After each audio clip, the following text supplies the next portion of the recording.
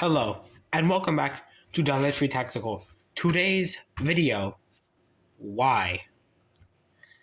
That's right, today's video is why an IFAK. What is an IFAK? And how do you use one?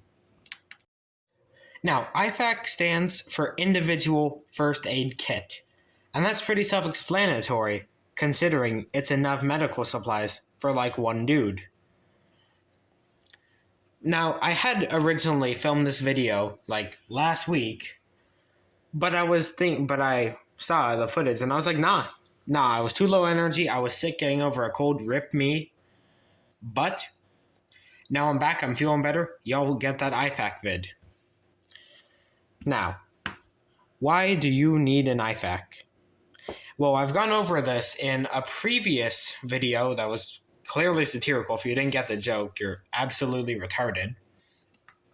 Which you can find right here if you just want to go watch it for the lulz. But it's so you don't die immediately after getting shot. Now, body armor will raise your chances of living. But if you get shot anywhere outside your plate, you are still fucked. This mainly is your limbs. Your legs, your arms. Well, if you get shot in the head, you're fucking dead. That's how it works, for the most part. Unless you're that one Florida man. But what you need is medical supplies to not die.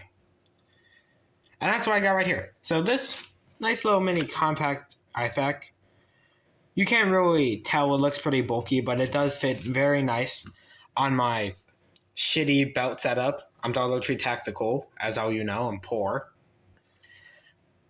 But I will not skimp out on medical supplies because I don't want to end up dead on scene. That would suck. So what we got in here, before we even enter the IFAK, got some very basic things. You got some glow sticks, you got a Sharpie, and that's for your tourniquets. So you can write the time that your dumbass got shot. Now, in this first pocket, we have some pretty basic things. We have trauma shears. Brand doesn't matter unless you're an EMT because you're probably going to use these once. And then some non-real first aid things. For the MFs who are dying, but in a different way, we got some carbohydrate gels. You know who you are. Not only that, we got some fat-ass Band-Aids.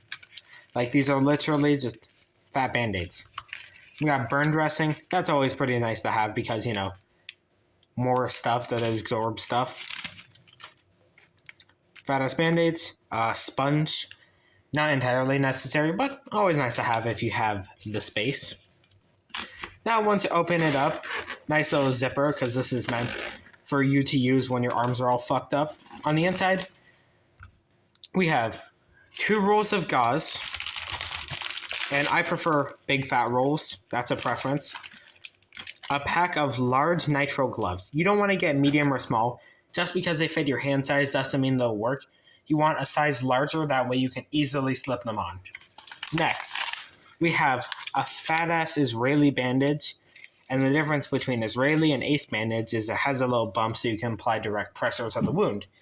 That will come in handy.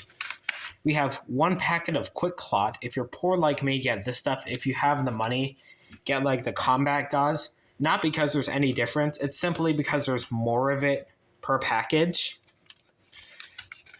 And then we have the 2 fat-ass hyphen vents, which are chest seals. So you put 1 on either side. If it penetrated, it probably would. And that should stop your lungs from collapsing on themselves if they already haven't. And then in this little pocket, we got some nice boo-boo kit stuff. You know, you're always going to want to have so many fucking Band-Aids. Like, every range injury I've ever seen is just some minor Band-Aid shit. Keep a ton of Band-Aids. You're also going to want, like, as many alcohol wipes as you can fit in here. And then because I thought it was kind of cool, I make my own holsters. I might do a vid on that. The people I bought my Kydex from sent me, it came with this nice little Band-Aid. I think that's a nice touch from the guys. Now, I am not a doctor. I am not an EMT. I do not have super trauma training. But what I did take was a Stop the Bleed course. You should all do that. Go find one local.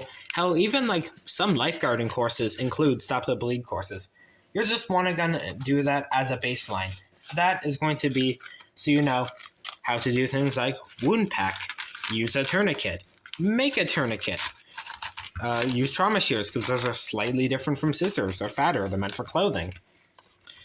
And the main thing you're gonna want with your IFAK to go along with it is some goddamn training. Do not take my advice on the internet. Go out, go train.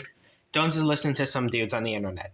While that can be some great information, what always vetoes information in terms of real life is practice. You want to know how to use the stuff, and you want to have practice doing it. So go out, do a Stop the Bleed course. If there's anything better in your area, go do that. Because you really want to gamble your life on the speakings of some dude on the internet. And there are some pretty good dudes on the internet. You know, there's like Prep Medic, that guy, who makes a tutorial for just about every medical product under the sun somehow. And he's pretty good. There's a bunch of other channels for people who actually know what they're talking about. But even if someone knows what they're talking about, don't just take their word for it. Because that is how you end up dead on scene. That is what you do not want to be. You want to be not dead on scene. You want to be at least maybe critically injured in the hospital, because that means you're at least still alive. Now, one thing you're going to want to consider with an IFAK is space. IFAKs, no matter how much shit in you are going to put in them, are going to be fat, and they will take up some MOLLE. So, where spots where you could hold other ammo, well, now you have to dedicate that to holding med supplies. And that, I would say, is almost equally as important as staying in the fight rather than being in the fight. You cannot win the fight if you are dead. Invest in medical supplies. Like I already mentioned, with medical supplies, you want a tourniquet. You don't want just one. You want like at least two. But one will do for now until you get your money up for a second one. Now, when it comes to tourniquets, there are a bunch of options, a ton that work, but there are also a bunch of off-brands that will leave you dead on scene. Now, if you're shopping on Amazon, make sure you are buying from a legit dealer who isn't selling cat knockoffs made in China that will snap the second it detects a paper cut on your arm. You want to get real North American rescue cats. I will show a picture on the screen of what these look like because they are different than the clones. They're better quality. You can really tell in person. And there are a couple cat knockoffs that are cheaper and do have things where it counts. Like the ones I run because I'm poor are Recons, which have a aluminum windlass, which is the twisty part. And that's the main failure point on most shitty cats, aside from the arms that actually hold the windlass. But you want to have a good windlass. Cats are proven in combat, and theirs is like a super polymer. I forget what it's called, but I guess it works. There are also the SOF ones, and I think those are metal. I haven't interacted with them.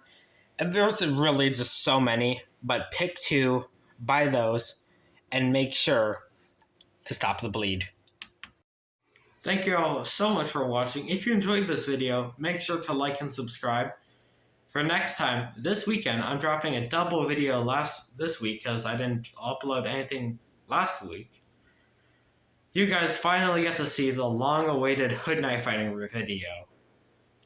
I was going to drop that video last week, except I got sick, which fucking sucked.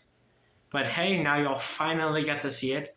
And because we finally hit 200 subscribers, thank you guys so much, I finally released the NVG10 V11.5 Pano Foldy Bridge. That is right. Go download it in the description right now. And make sure to follow the official Dollar Tree Tactical Instagram account, because I upload more shit on that now.